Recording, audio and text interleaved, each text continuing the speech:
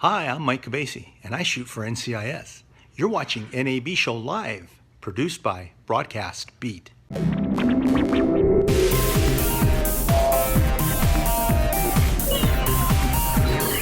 Live from Las Vegas, this is NAB Show Live, produced by Broadcast Beat. Here's your host, Ryan Salazar. Hi, and welcome to the 2016 NAB Show. Are you guys having a great time or what? Come on. All right. So we've got some special guests right now. I love to talk storage and asset management, all those goodies, because that's just kind of my background, the post-production world. Wanted to chat with Jeff Stedman of Quantum. How you doing, sir? Very good. All right. And then wanted to chat with Sava Mueller. How you doing, of Mastech? Great. Thanks for having us. Thanks for being with us. So asset management and storage. Jeff, I want to start with you, if that's cool. Storage is a big deal, you know, and it's evolving so quickly. What is Quantum doing? Yeah, so storage is a big deal. In fact, you know, when we think about production workflows and file-based workflows that are permeating this industry, at the very foundation of all of those workflows is storage. And on top of storage, you then build the rest of your workflow. You use a variety of tools, creative tools, management tools, things like that. So here at the show, you know, we're highlighting Quantum's range of storage products, the platform that we're providing for media workflows. As you know, Quantum is really more of a specialist in terms of storage designed for media workflows. We're not really trying to be a general purpose kind of storage company. We really want to specialize in demanding workflows, and we have a keen focus on the media and entertainment market.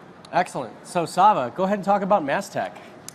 So Mastech is a provider of archive management, asset management solutions, and we work very tightly with the range of storage vendors out there.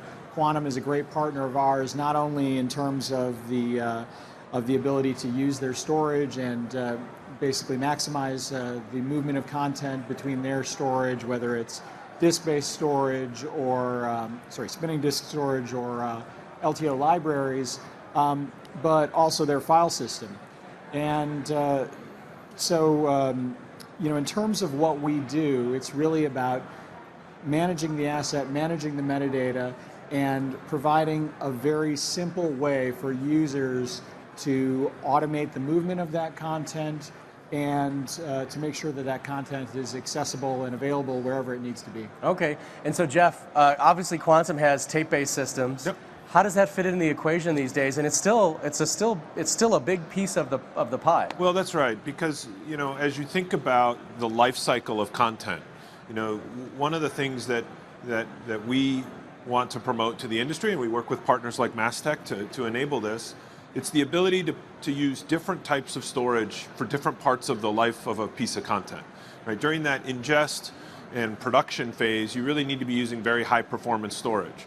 As you finish that production and you want to sort of archive that content, you want to migrate that content to lower cost storage. And today, tape is still by far the lowest cost storage there is. So when you're thinking about you know, putting content on a low cost storage device, particularly media content that you want to keep forever, because nobody throws anything out and you never want to delete it, you want it to be protected, then you'll use LTO tape as that storage medium. And so the key thing is to try to match the technology to the workflow, right? Because at the end of the day, it's storage, but yet you want to have the right kind of storage for the task at hand.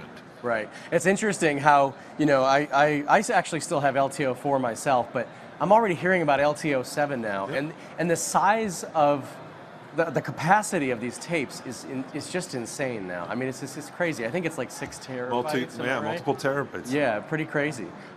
So give me an example of a project that maybe you guys would collaborate on, because I know you guys deal a lot with asset management stuff. So maybe talk about something that involves Quantum and maybe something you guys have done or will Sure. do. We have a number of customers who do have Quantum, especially the Quantum libraries. And you know, so essentially it's exactly what Jeff was describing. You know, as they need to move content out to archive it essentially, or to offline it, nearline it for some, you know, for later use, the LTO library is really a great place to put it. So what we'll do is essentially create workflows that will determine when the content goes out to the library, and then we'll move it off to tape, and we'll keep a proxy version of that so that all of the users have that proxy accessible. They can play it, they can determine whether that's the right piece of content that the piece of content that they're looking for, and they can also do partial restores. So if they just need a little piece of that longer ingested content, they have that accessible, and they don't need to restore 2 hours worth of content. They can take 10 seconds or 2 minutes worth and easily get that back into the production system or nearline storage. So there's 4K, 8K, another K, and another K. It's going to keep coming. The throughput needed to handle this stuff is just amazing. How do you guys handle that at Quantum? Yeah, so that's one of the specialties of the Quantum platform and the StoreNext file system technology. It was designed to deliver the best possible performance, particularly for streaming data. And when we think about video is a classic example of streaming data. And so, in fact, here at the show with our new Axelis platform, we're showing a demonstration of 4K and 6K editing, multiple streams, playing back in real time, uncompressed, on a live system. That system happens to generate about 12 gigabytes per second of bandwidth in order to support that kind of content. But you're right, this industry is evolving very quickly. Lots of new formats, new resolutions, new color depth. All of that is driving intense demands for storage performance. And that's something we have to keep up with. Cool. Well, I spoke with John Gasick. He's a good friend of ours at Broadcast Beat and NAB Show Live. John's the CEO of Quantum, and he recorded a package. I believe he's in New York. I can't remember where he's at. But anyways, if it's possible, I'd love to play that package. It was kind of surrounding the excitement of the NAB show and announcements and things like that. Could you guys go ahead and play that? Thanks, Ryan. NAB is always an exciting show. You can feel the energy in the building. And it's really about empowering creatives to take their work to the next level and then be able to take that content and be able to distribute it broadly, so maximum users, whether it's over the top, binge watching. There's lots of different ways that people are taking content today, including looking at their mobile device. Over the last couple years, customers, creatives have been facing the issues around higher resolution, and we all talk about 4K, but it's UHD, it's 8K as well, and the viewing habits that people have, as I mentioned earlier, are changing dramatically, and that makes creatives want to be able to maximize the use of the content, repurpose it, use it in many different forms. And then finally, new technologies, and it's really not that new, but how do you maximize the use of a cloud, either public or private, and make it fit into your overall workflow is one of the key trends that we're facing. And so when we talk about it, we think about it as a platform, and you have to think about the workflow across from the beginning of the content to the enablement of it to the distribution of it. So for us, we really think about performance. We think about how do you scale and store all that data. We think about access, and we think about value and doing it in the most cost-effective way. And so at Quantum, we are really focused on performance, capacity, and this ability to share the data. And it's not just about New York and Hollywood anymore. There's so much content in so many different ways. It's corporate video, including marketing video, training video, compliance video. It's sports teams, professional and college. And how do you use all the content from practice and from games, and then to monetize it in an effective way? And even virtual reality today is becoming a bigger and bigger challenge for companies and people trying to participate in this very dynamic market. So we're looking forward to a great week. We really feel that we're in a great position to help our customers and our content creators and everybody in this ecosystem to maximize the value of their content, distribute it in a cost-effective way, and really, really have a solution that scales out into the future and is future-proof. Thanks very much. Have a great week. Thanks so much, John. It's always great to hear from you. Storage, nearline storage, is a great alternative to getting on. You've got your money storage, if you will, where you're working off that stuff. So you guys have nearline storage solutions? So we work with a range of nearline storage solutions, and essentially we create workflows that determine when the content is moved between your online storage or your production storage, your nearline, and your library or deep storage. The benefit to that is that we can move the content out to the tape library or whatever type of library immediately, keep it on the nearline storage for some period of time, and then just age that out gradually or based on time-based rules, so that if the user does need immediate access to it, they can get it. If they don't use it for some period of time, it can just age out of the nearline storage without somebody having to manage that manually. Because as you know, it's nice to keep everything around, but it's very difficult to manage all of those assets. So we try to automate that to as much as possible. Okay. Go ahead, Jeff. I was going to say that automation is key to enabling efficient workflows, and that's really the role of media asset management, archive management, software applications.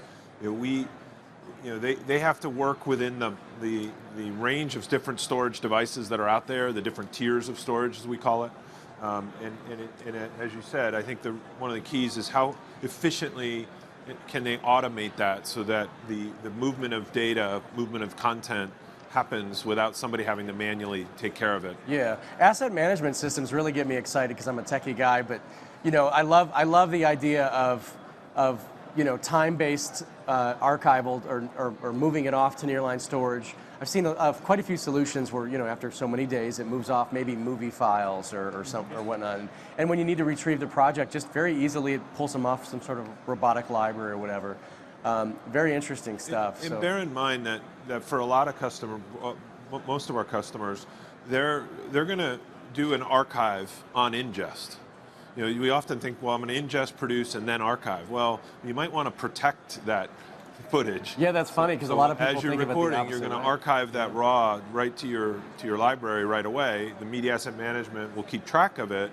Your production team will work with it, produce the finished content, and then, as you said, kind of age off the content off the production storage. Okay. Yeah, that kind of automation is really key to simplifying the workflow. And then the other piece that we find to be very important is to really make it easy for users to find what they need. And so one of the things that we try to do on that ingest, whether it's coming in right from ingest or coming through the production system, is we try to associate other assets, particularly text-based assets, with the content so that it's easy to find. Because the last thing that most people have time to do is add metadata, sit there adding metadata to their content. So we take in scripts, we can take the closed captioning out of the files and attach that, so that's all searchable metadata. And we find that kind of unstructured metadata really is the key to unlocking the potential, unlocking the searchability of those assets. Solid state is a big thing right now too. Are you guys integrating? I've even heard of hybrid drives where it's solid state and it's a little bit of a spinning disk. Is that right? Yep. Yeah. I don't understand that. Within at Quantum, we're certainly integrating SSD technology into our storage arrays, either for metadata storage or for actual data storage. And in fact, to your point, we have an integration where we have what we call a hybrid array. And a hybrid array consists of a pool of spinning disks and a pool of SSDs with software that automatically moves content from one to the other based on how active that content is. So it's almost like a heat map. And the hot data stays in the SSD tier, and the colder data gets evicted and put down on the spinning disk tier. Because at the end of the day, SSD's technology, while it's super fast, it's also very expensive relative to spinning disks. So you don't want to put a lot of data there and have it stored there if it's not being accessed, right? Because it's made for fast access. Cool. So when you think about a hybrid array, you're getting the benefit of SSD performance, but you're not consuming an entire array full of SSDs, which would be cost prohibitive. So throughput, actual transfer technology, the network topologies that are used to move files around. I've got 4 gig fiber still, but it's gone up tremendously. And then a lot of folks are talking about not using fiber in many cases. iSCSI kind of came and went a long time ago. 10 gig E is a popular thing. Could you guys talk about that a little? Yeah, go ahead. Yeah, I think we've seen 10 gig E go in a lot of installations. It seems to be becoming a little more standard for our customers, and standard in the hardware that we're communicating with. We are finding that those types of connectivity, that type of connectivity is basically having to keep pace with the types of formats, with the types of content that we're dealing with. You can certainly talk about what's next past 10 gig, but for now that seems to be working pretty well for our customers. We see a lot of mixed environments within the areas that we sell our products. And when I say mixed, I mean a mix of both fiber channel clients for some of the highest end work, and then Ethernet clients for maybe the next tier down of performance requirements. But those topologies are continuing to grow. I mean, you have 4 gigabit, we have 8 gigabit, we have 32 gigabit coming on fiber channel. So there's a fiber channel roadmap that's really pushing the performance curve, and at the same time there's exciting things happening in Ethernet. We do see a lot of 10 gig, but we're also starting to see 40 gig, and we're even talking now about 100 gig Ethernet. Yeah, just as soon as you think that there's, this is it, guys. I gotta do this upgrade. Nothing else is on the way. You got 40 gig. That's amazing. Yeah, but one of the things that makes this industry so interesting is it continues to try to push the envelope from a quality perspective and a resolution perspective, right? So we're talking about 8K and UHD and high dynamic range. I mean, all of that is just more bits that have to be pushed across the wire, and in many cases you want that to happen in real time. And so you need the network topology and you need the storage topology that can support that kind of work. Okay. And it's one reason why proxy workflows aren't going away. In fact, they're becoming even more common. Just the fact that not everybody is going to have that that great connection to the master storage, and people need to work at 1 megabit or lower. So now a lot of folks, I don't know, I'm kind of weird like that. I like to have my stuff local and near me, but at the same time, you want it to be secure and off-site. So the cloud is a big thing now, but there's got to be a balance, because you certainly can't work on 8K files in the cloud, or can you? No, you wouldn't want to do post-production work with content stored in the cloud. You'd in that case be doing a proxy-based workflow, but the latencies associated with that are too great at this stage. We try to think of the cloud as an integrated part of that workflow, but really toward the archive side, or maybe data protection tier. So when you're doing your production, you're going to tend to want that data more local, more on-premise. But when you get to finished content that you want to just save for safekeeping or create an offsite archive, then the cloud is a good option for that. Cool. Real quick, just before we end our segment in just a minute here, we've got some NAB show trivia that we're doing, so I don't want to leave it out. I'm just going to jump in here. Isotope's going to be giving some software away, and everybody loves free software, right? I think. So there we go, thank you. When was the first ever NAB show? So if you can guess when the first NAB show was, I think people are Googling it now already, we're going to give you some Isotope software. It's quite awesome software. Anyways, if you tell Liz in the back, we'll go ahead and give you that stuff. So anyway, so I wanted to say thank you so much, guys, for joining us on NAB Show Live. Sava Mueller, Mastech Innovations, it was awesome having you here. Thank you. Jeff Stedman of Quantum. We've been hanging out for quite some time, actually. We just had you in Fort Lauderdale. Thank you so much for joining us on NAB Show Live and Broadcast Beat's coverage. Real quick, if you guys want to follow us on Twitter, we've got @BroadcastBeat is our Twitter account, @BroadcastBeat is our Instagram account. You can also get in real-time coverage. We're doing live blogging right from the show floor with about 30 of our folks. At broadcastbeat.com. Of course, don't miss nabshow.com, and we've got our digital magazine of 218 pages of the 2016 NAB Show, magazine.broadcastbeat.com. Have a great rest of your NAB Show. I'll see you in just tomorrow morning.